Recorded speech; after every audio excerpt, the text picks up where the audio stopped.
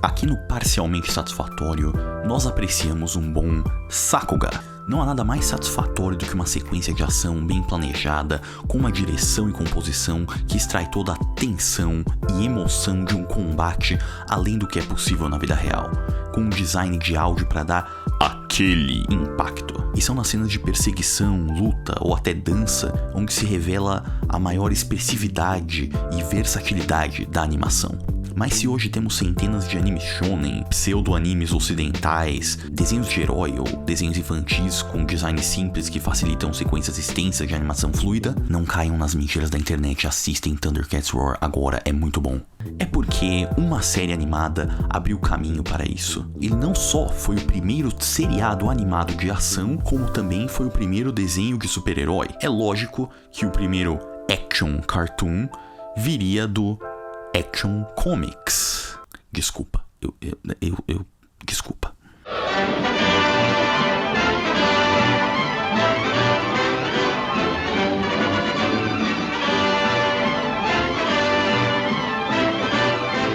Quando o Super-Homem nasceu nas primeiras 13 de 64 páginas de Action Comics número 1, ele foi uma sensação imediata. A popularidade dele fez nascer inteiro o gênero de super-herói e não demorou muito até ele ser explorado em outras mídias. Em 1941, veio o programa de rádio, que chegou a durar quase 10 anos. Mas a Paramount Pictures, que já havia adquirido os direitos do personagem, viu o potencial dele nas telas e buscou os estúdios Fleischer para criar um seriado de animação do personagem. O Fleischer Studios era uma potência na animação da época, com um portfólio de curtas de Betty Boop, o Marinheiro Popeye, além do longa Viagens de Gulliver. Eles ficavam pau a pau com a Disney na época não só em qualidade dos desenhos, mas também com pioneirismo no meio da animação.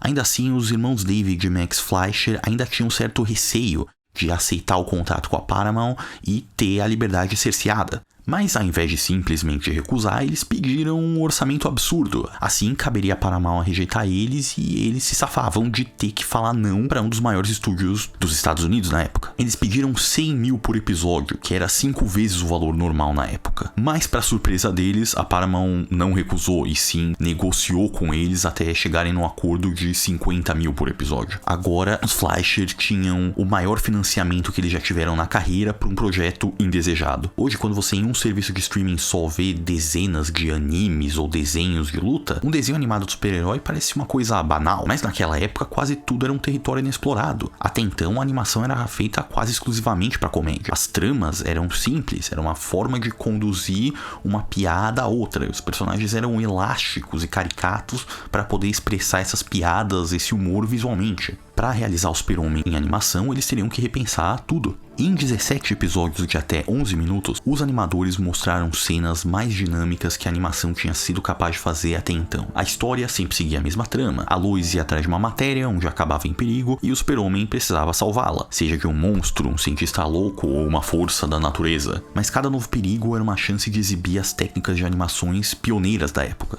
Mesmo 80 anos depois, é perceptível a sofisticação dos movimentos, a expressividade das cores, os cenários pintados à mão, os detalhes minuciosos em efeito especial de luz, escombros e elementos da natureza. Tudo isso em função de criar uma atmosfera séria, de tensão e empolgação ao longo de 8 minutos de episódio. E o ingrediente secreto desse desenho, assim como muitos dos Fleischers, era o uso do rotoscópio, uma invenção do David Fleischer que permite animadores desenhar por cima de filmagens em live action. O resultado acaba sendo uma animação com movimentos extremamente fidedignos. É uma técnica usada até hoje em animação e efeitos especiais. E foi o precursor da tecnologia de captura de movimento que temos hoje. É lógico que isso não era possível para as ações mais fantásticas, como o levantar de um prédio inteiro, desviar um fluxo de lava ou voo, que aliás foi uma habilidade criada justamente para essa série, já que era muito mais complicado para os animadores ter que animar ele constantemente pulando, conforme era nos quadrinhos até então. Então o desenho acaba sendo uma mescla de várias técnicas, com sequências e movimentos extremamente realistas e detalhados, com cenas de ação caricatas e exageradas. E não é por isso que fica inconsistente, pelo contrário, os dois estilos se complementam perfeitamente. A animação exagerada e estilizada dá vida aos designs realistas, enquanto o realismo dá o devido peso aos personagens, para parecer que eles habitam um mundo real. O resultado é uma animação que se sustenta até hoje. Você sente cada um dos elementos da cena trabalhando em harmonia para causar aquele impacto. Você sente a potência potência dos socos do Super-Homem, todo o esforço nas demonstrações de força dele, a sensação de grandeza de um monstro gigante, o poder da natureza em si, ou a coisa que me deu arrepios com 26 anos de idade, que foi a sequência de ativação dos monstros mecânicos.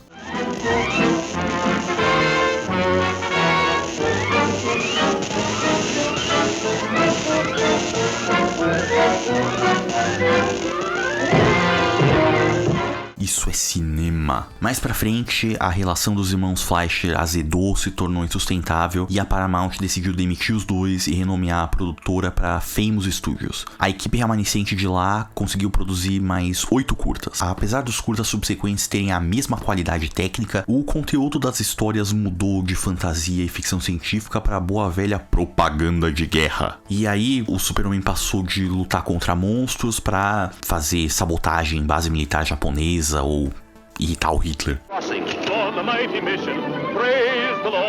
A qualidade se manteve a mesma, mas infelizmente já não era a mesma coisa. E o custo de produção, junto com a queda do interesse do público no Super-Homem, selaram o destino dos curtas, a Paramount parou de financiar e o Famous Studios voltou a produzir Popeye. A série durou apenas 2 anos, mas a sua influência é sentida até hoje. As técnicas de iluminação e composição que os Flashes empregaram precederam a popularização delas no cinema noir. E pouco depois de estrear, o desenho já tinha entrado no imaginário popular e já surgiram um monte de paródias da concorrência e da própria Famous.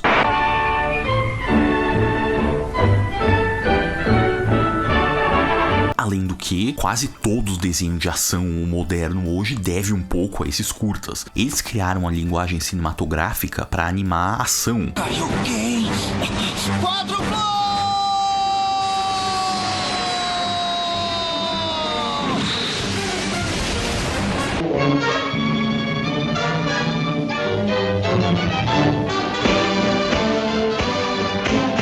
E vieram a inspirar diversos outros artistas no futuro, incluindo Hayao Miyazaki,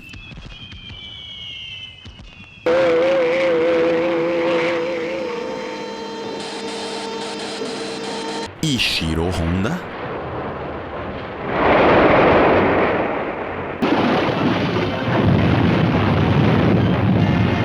e o Bruce Timm. A série animada dos anos 90 do Batman pode muito bem ser descrita como o Batman ao estilo do Super-Homem dos Flashers. E é claro, esse desenho foi essencial na evolução do próprio Super-Homem. Ele não só criou o poder de voo e o famoso slogan mais rápido que um veloz projétil, mais poderoso que uma locomotiva, capaz de pular altos edifícios com um só salto. Mas ele definiu a essência do que seriam as histórias do Super-Homem por um bom tempo. O tom, a dinâmica, a música, tudo isso virou parte da iconografia do Super-Homem, para além dos quadrinhos, e acabou sendo indissociável, virou a versão mais fundamental do personagem, pelo menos até chegar ao Christopher Reeve. E por fim, hoje em dia o Super-Homem dos anos 40 é indissociável desse desenho.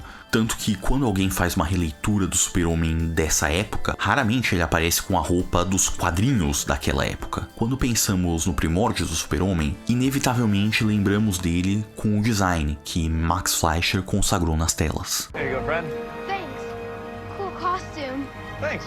My mom made it for me. Eu termino esse vídeo convidando vocês a irem atrás desse desenho. Ele entrou em domínio público décadas atrás, você consegue achar facilmente, dublado, no som original, em qualquer parte da internet. Não é uma coisa difícil. Mas mais do que isso, eu convido vocês a sempre irem atrás dos clássicos. Pode ser uma adaptação difícil, o cinema evoluiu muito desde então, mas sempre tem alguma recompensa em ir atrás dos primórdios das coisas que você gosta. Você vai ganhar uma perspectiva melhor de como chegamos no momento em que estamos, ver técnicas que hoje são corriqueiras sendo inventadas e vai se surpreender com o que o passado tem a oferecer.